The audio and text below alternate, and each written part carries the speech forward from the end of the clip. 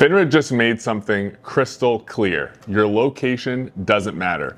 Whether you're in New York, London, Singapore, or Zurich, if you're a FINRA member or an associated person, you're on the hook for Rule 8210. FINRA's new regulatory notice 2511, published on the 25th of September, just last month, reminds everyone in the industry that you must comply with FINRA Rule 8210 wherever you exist and wherever you are in the world. Rule 8210 gives FINRA the authority to demand information, testimony, and documents from member firms and associated persons. Now, unlike the SEC or the Department of Justice, FINRA doesn't have subpoena power, so Rule 8210 is the backbone of its ability to investigate misconduct and enforce compliance. So here's the bottom line. If FINRA requests documents or testimony, you must respond fully, truthfully, and promptly, no matter where your people or your records are located. This sometimes presents a global challenge because many FINRA regulated firms operate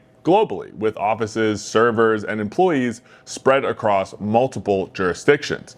And some countries have privacy, secrecy, or blocking laws that are different than the United States and could restrict information sharing with foreign regulators.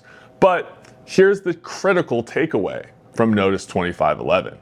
Rule 8210 contains no exception for foreign law. You can't rely on local statutes to avoid compliance with FINRA Rule 8210. If FINRA asks you for records, even if those records are stored overseas, the firm must produce them. FINRA Rule 3110 requires every member firm to maintain supervisory systems designed to ensure compliance with securities laws and FINRA rules, and that includes Rule 8210. If your firm has global operations, that means that your compliance and supervisory systems must: 1. Anticipate potential cross-border conflicts between FINRA rules and local privacy rules. 2. It needs to clearly define how records will be accessed, produced, even if they're maintained abroad.